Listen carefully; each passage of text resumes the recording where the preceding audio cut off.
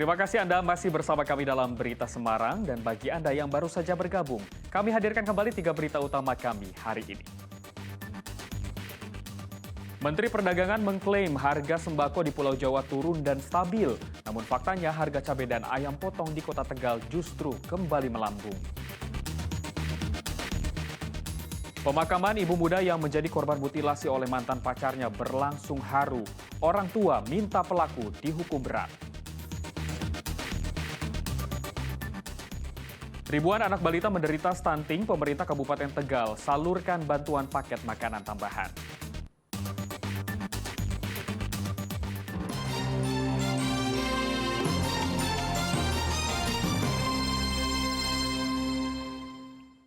Bangunan sekolah dasar negeri di Klaten kondisinya rusak dan memprihatinkan. Atap ruangan yang jebol membuat guru dan murid khawatir saat belajar. Keceriaan murid terpancar di Sekolah Dasar Negeri 2 Canan di Wedi, Kabupaten Klaten. Namun saat dilihat lebih dekat, semangat mereka berbanding terbalik dengan kondisi sekolah. Mayoritas atap sekolah sudah lapuk dan ambruk. Bahkan ada 6 ruangan yang kondisinya cukup parah. Mulai dari ruangan kepala sekolah, ruangan guru, ruangan UKS dan agama, ruangan gudang, dan ruang laboratorium. Akibatnya kegiatan belajar mengajar terganggu. Mereka harus berbagi ruangan agar tetap berjalan. Guru dan siswa pun khawatir jika sewaktu-waktu atap dan plafon bangunan menimpa mereka saat belajar.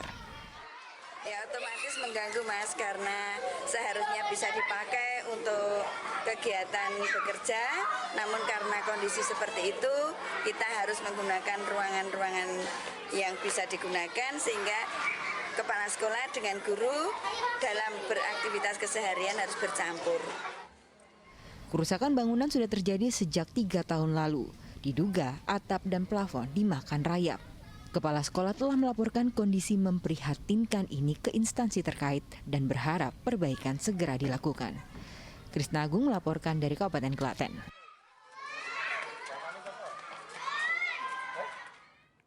Ribuan anak balita di Kabupaten Tegal mengidap gizi buruk plus atau stunting. Pemerintah memberikan bantuan paket makanan tambahan untuk menekan angka stunting.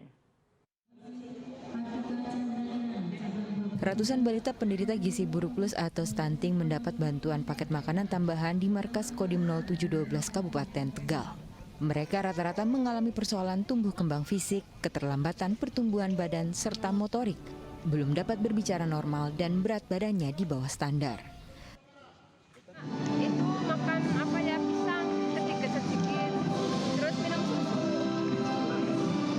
Pernah dapat bantuan nggak dari pemerintah apa? Dari itu bantuannya daripada desa.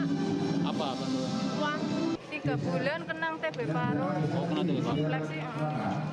Kalau makannya sehari-hari dapat asupan gizinya apa?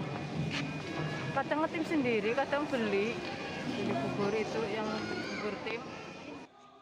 Kabupaten Tegal akan mendata dan memvalidasi data stunting anak agar angka stunting bisa ditekan. Inilah kita akan lakukan validasi data dan juga kita akan melakukan pengukur survei lagi di bulan Agustus 2022 ini. Dari data studi status gizi Indonesia tahun 2021 menunjukkan Kabupaten Tegal menduduki peringkat kedua tertinggi untuk kasus stunting setelah Kabupaten Wonosobo. Hanya Kabupaten Grobogan yang angka prevalensi di bawah 10%. Gizi buruk sebagian besar dialami anak-anak dari keluarga kurang mampu karena faktor asupan gizi yang kurang pada ibu hamil maupun anak-anak di masa pertumbuhan. Kuncoro Wijayanto melaporkan dari Kabupaten Tegal.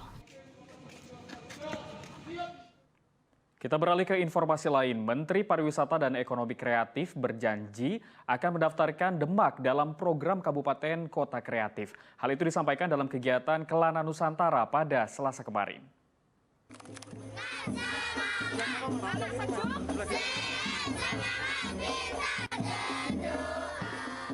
Sejumlah anak-anak menyambut Menparekraf sebelum kegiatan Kelana Nusantara dimulai.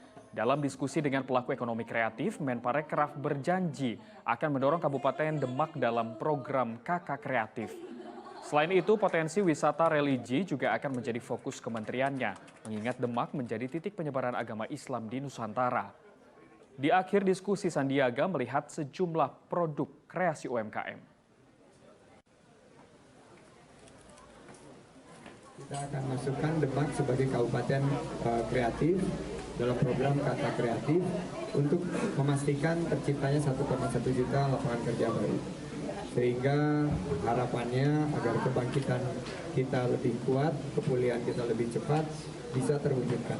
Juga Demak memiliki banyak produk-produk ekonomi kreatif yang bisa dikembangkan ke depan, dan juga yang paling potensi di sini adalah wisata religi. Kontingen Indonesia mengincar juara umum dalam perhelatan ASEAN Para Games. Hal itu disampaikan Menteri Pemuda dan Olahraga dalam pengukuhan atlet di Balai Kota Solo. 539 atlet dan tim kontingen Indonesia dikukuhkan di Pendopo Gede Balai Kota Solo pada Senin kemarin. Dalam kesempatan ini, Menpora menyampaikan harapan besar Indonesia sebagai tuan rumah bisa menjadi juara umum. Hal senada juga disampaikan atlet kontingen Indonesia. Mereka siap mengerahkan performa terbaik untuk menjadi juara umum. Kontingen Indonesia akan mengikuti 14 cabang olahraga.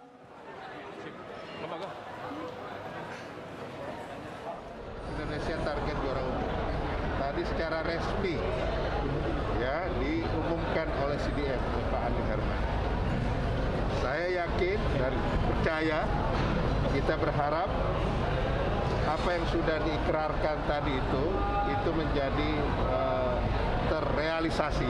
Dan saya juga yakin Tuhan pasti juga akan mengizinkan kita untuk bisa menjadi juara umum. Apalagi kita akan bertanding di rumah sendiri. Jadi saya sangat optimis semua para atlet nanti semoga bisa bertanding dengan maksimal.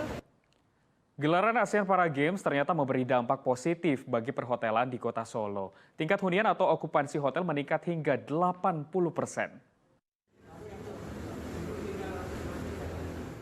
Digelarnya ASEAN Para Games membawa udara segar bagi sejumlah hotel di Kota Solo. Tingkat okupansi mereka meningkat. Bahkan keterisian hunian kamar meningkat sebesar 20% dari hari-hari biasa. Mendongkraknya okupansi tidak hanya karena hotel dijadikan tempat hunian untuk atlet dan tim dari sejumlah negara, namun adanya para penonton ASEAN Para Games itu sendiri. Tidak hanya atlet, tapi pasti komposisinya juga bervariasi ya. Tamu yang menginap gitu, kemudian kalau untuk tingkat hunian ya karena ada beberapa, ini kan juga sudah memasuki semester 2, jadi semuanya juga naik pasti. Okupansi sendiri kita mencapai 90%, Pak. Kemudian dibandingkan untuk hari-hari biasa ada peningkatan? Tentunya Pak, tentunya di sehari-hari sebelumnya kita mungkin sekitar 60-70%. Untuk acara APG ini kita sudah naik sampai 90%. Total ada 19 hotel yang disiapkan untuk perhelatan ASEAN Para Games. Setiap hotel wajib menyediakan ruangan khusus untuk makanan para atlet sehingga tidak bercampur dengan tamu hotel.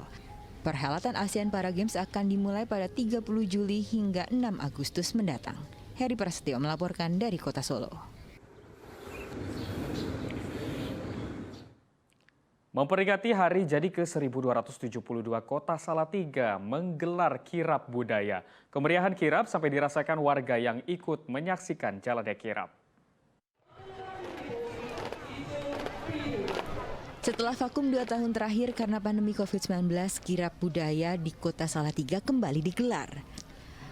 Ratusan peserta kirap berbaris rapi dengan pakaian adat Nusantara.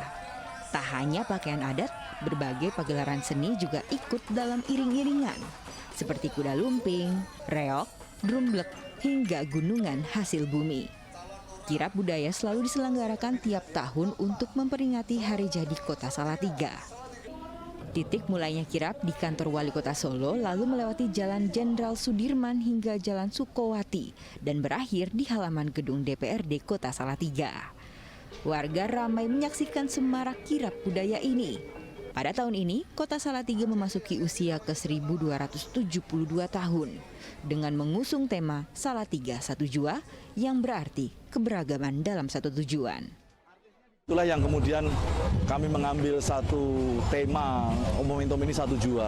Maka sambutan kami adalah, yuk kita pakai baju adat Nusantara, bukan adat Jawa, dari Sabang sampai Merauke. Tadi pagi saya pakai baju Aceh dan sekarang saya pakai baju Padang. Jadi maknanya itu Pak, satu jua itu satu Indonesia seperti apa?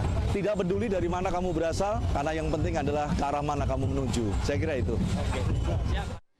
Hari jadi Kota Salatiga yang dimeriahkan dengan kirab budaya diharapkan menjadi momentum kebangkitan warga Salatiga setelah diterpa pandemi COVID-19 dan meningkatkan ikatan solidaritas dalam keberagaman budaya dan kepercayaan. Yulianto melaporkan dari Kota Salatiga.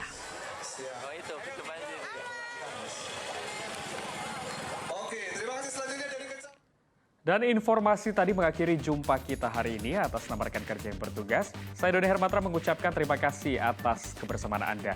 Selamat beraktivitas dan sampai jumpa.